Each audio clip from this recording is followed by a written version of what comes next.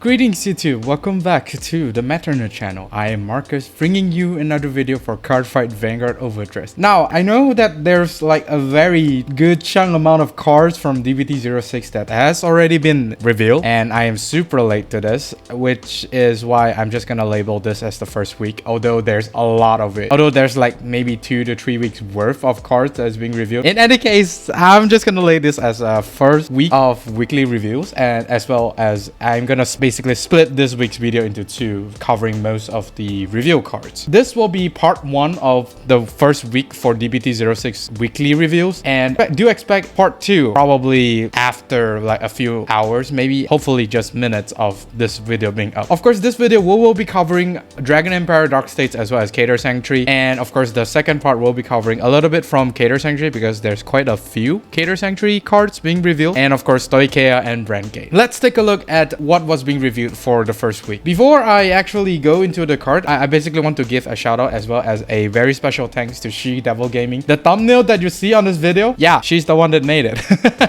And also the thumbnail on the part 2 was also being designed by her. This does give me a new perspective into putting in more effort into my thumbnails. I mean, I know my thumbnails isn't the most like very clickbaity thumbnails. It's a shitty thumbnail.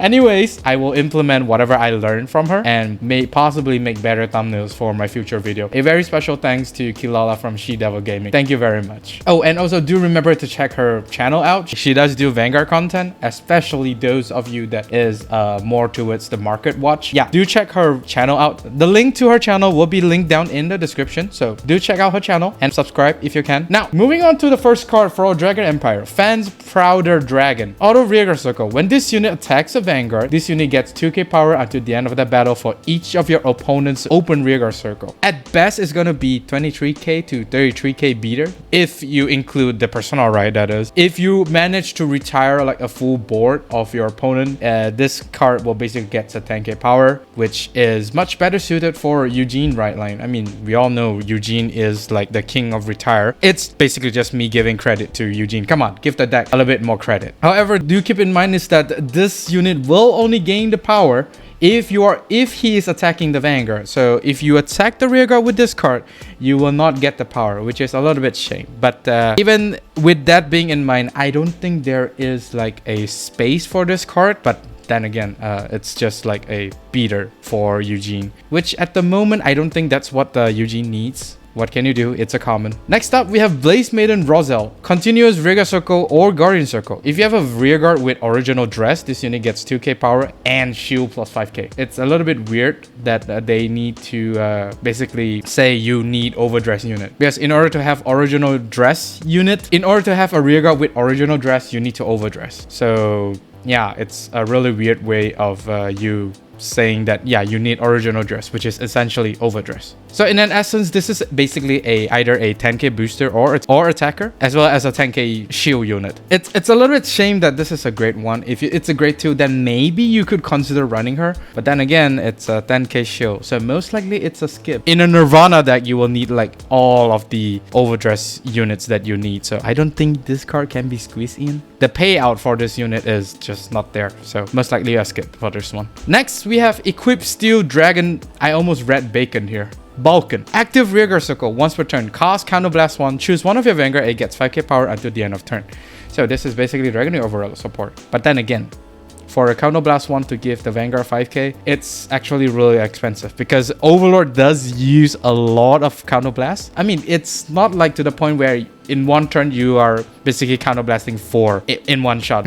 I don't think that's gonna be the case, but then again, Overlord do need quite a bit of counterblast in order to function like really good. I mean, the restand part does need counterblast. And one other thing that this is probably a skip is because this card is basically competing against these two, Burning Horn as well as Nehalem. This two has more value in an Overlord deck to the point where this card is most likely a skip. Although this is not necessarily going to be a Dragon Overlord support, other right lines within Dragon Empire could use this, but for Counterblast 1 to give a 5k power is not going to be the best skill. Most likely guys skip. Next up, we have Heat Stamping Dragon. Auto rearguard circle. When your Vanguard attack, if your opponent has 2 or less rearguard, put this unit into your soul, choose one of your Vanguard, it gets 10k power until the end of turn. Now, this is a Dragon Overlord support because it doesn't really use Counterblast, and Dragon Overlord does actually use quite a decent amount of soul, which this card does give soul to Dragon Overlord for you to basically use either Nehalem skill or basically other skill that basically use soul. That's a lot of basically.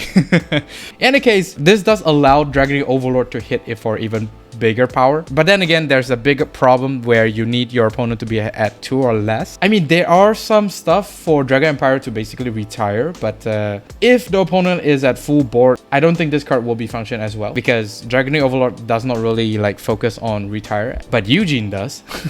But it's still quite limited in terms of the retiring power for either all of the Dragon Empire actually. So most likely a skip, but this card could be seen running with inside a Dragon Overlord deck, if you ask me. Although it's a common, but still, most likely a skip. Next is the Blitz Order. This is the last one, I think, for common. We don't really have like the higher rarity Dragon Empire reveals, which is kind of sad. Connecting Holy Flame. Choose one of your units with Nirvana in its card name and it gets 20k power until the end of that battle. This Blitz Order is basically a 20k shield. One might say that this is a filler card because we actually do have a similar card skill, which is this card. It's basically the same.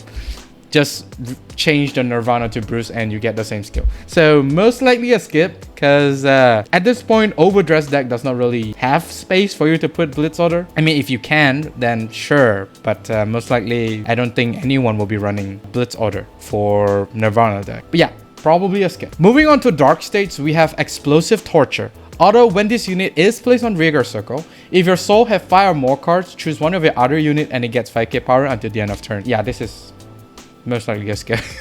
I mean, what do you want? When plays a soul 5 and then give another unit 5k,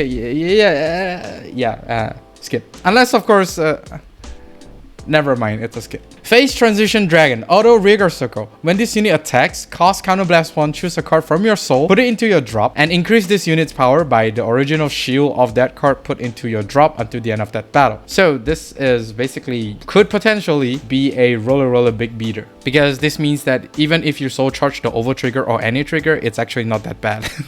Because, you know, over trigger is 50k shield, which means this unit will be plusing 60k, which is a 73k attacker, which again is quite beefy. Even if you don't like get the over trigger to the soul, you can basically like soul blast any of the normal trigger, which will be 15k, except the draw trigger, that is, which makes him a 28k, which is actually not too bad. But as for now, I don't think any of the deck will really run him, except maybe Draw Jewel. Draw Jewel has the option to recycle the over trigger from the drop to the soul and basically keep on abusing Phase Transition Dragon with that skill. So it's actually not too bad inside Draw Jewel, but Draw Jewel support is basically in DBT07. So most likely this card will be replaced once we get into DBT07. But for now, it's actually not too bad to run this card inside Draw Jewel. But then again, if you soul charge the over trigger, it still kind of sucks. Next is Desire Devils. Yes, Greedon actually got some support, which is actually quite insane. Desire Devil Funman. It's a really weird name for a porcupine. Auto Rearguard Circle. When this unit boosts, if you have no auto rearguards, cast Counterblast 1 and choose Greedon on your Vanguard Circle and it gets critical +1 until the end of that battle. So finally, Greedon actually has a gain critical skill. But yeah, this is a huge but. It's on the second swing. Because definitely on the first swing, you will definitely have rearguards in order for Greedon to activate his skill. So if you boost Greedon with this card, you definitely will not be able to Counterblast 1 because it states that you have no other rearguards. So which means that this card functions well on the second swing of Greedon, where you basically clean up all your rearguards and restand. So yeah, it's a bit of a pain to use his skill. I mean, it's okay, I would say, and that one Counterblast. But yeah, this is probably going to be a booster for Greedon because, you know, you need to put 4 standing rearguards to the soul in order to activate Greedon's skill. Yeah, most likely he's gonna be at behind Greedon's, which is gonna be an AK, which is not something you see every day for a Greedon deck. So yeah, but this is a nice addition for Greedon. We also have a common for Greedon as well, and this time this common is actually much better than the rare for Greedon. Desire Devil Codok, another way to say Condor. Auto Rearguard Circle. When this unit attacks while not boosted, if your Vanguard is Greedon, choose up to 4 normal units with the Desire Devil in their card name from your drop. If you choose 1 or more cards, return them to your deck and shuffle it. If you return 4 cards, this unit gets 10k power until the end of that battle. Yeah, finally! We actually do get Drop Zone Recycler. I have no idea how many times I deck out with Greedon.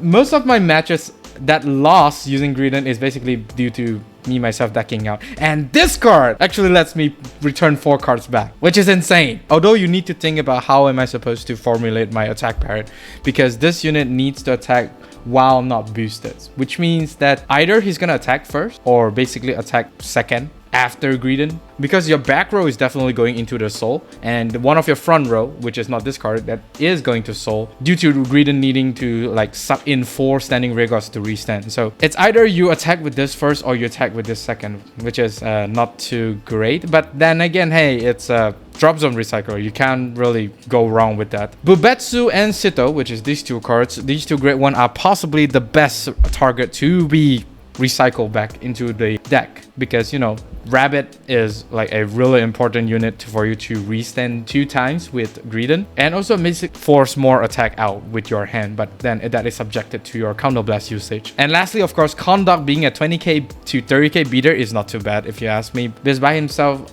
is going to be 20k, which actually allows him to hit opponents 13k Vanguard, which is not too bad. Overall, I'm really happy that Greedon actually gets this kind of support. Next, moving on to Keter Sanctuary. Magic of Change Okay. Yeah. Memerul. Active Rigor Circle. If you have a grade 3 or greater Vanguard with Sorceress in its card name, retire this unit. Choose a critical trigger or front trigger from your drop and put it into your hand. Yeah, although the name is a meme, his skill is not a meme.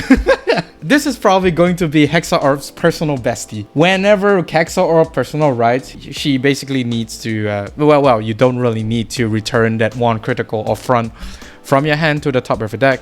You could basically use this to basically recycle 1 of your critical or front triggers from the drop back to your hand. Which in layman terms, it means that she exchanged herself for a trigger in your hand, which is actually really great. This is actually not too bad. I think most of Hexa-Orb players are gonna get this. It's actually really good. Next card is another Hexa-Orb support, Diana Digon Sorceress. Okay. Continuous Guardian Circle. If you have a Vanguard with Sorceress in its card name, this unit gets 10k shield. So again, this is Hexa-Orb support. This card is basically a 15k shield for Hexa-Orb. So even if you are in grade 1, this card is a 15k shield from your grade 1 starting until grade 3. So yeah, this card 15k shield is really nice to have in your hand, and does help you conserve some of your hand for like your combo turn. But problem comes where you actually have some space issues within the Hexa-Orb deck, because Hexa-Orb, I think the space is quite limited already. So I mean, there's an argument for you to run this card to kind of conserve your hand into your combo pieces, but then again, why would you run this card where you can run multiple copies of your combo pieces, which makes it much more consistent to get your combo pieces to your hand?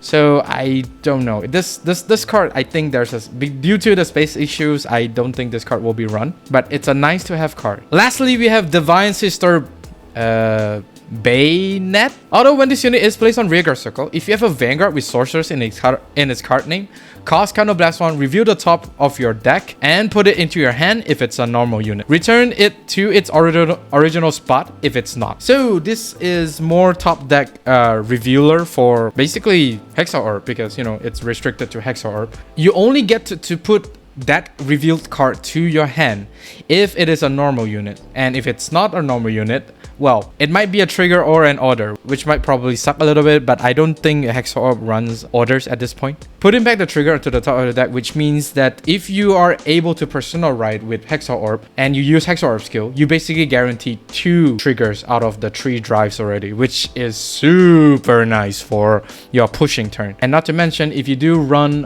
Lagrel inside Hexa-Orb, yeah, it means that Hexa-Orb's turn is even more disgusting. This card might be skipped because, you know, there's a lot of other better cards to be run inside Hexa-Orb, but hey, this card is still quite strong if you need that 1 card to basically helps you filter out even more normal units and basically let you like pseudo cheat your way to get more triggers. That's basically what Hexa Orb does anyways. And that is all for this video. This is only part 1, as mentioned before. There should be a part 2 video later down, I think probably after a few hours. Depends on how fast I edit that video. In any case, I'll see you guys in the second part of the video, which we will cover some Keter Sanctuary, Stoicheia, and Beignet cards. Look forward to it. Like and subscribe if you like this video, and of course during the bell notification icon so that you don't miss a video I upload. With that being said, I'll see you all on the field.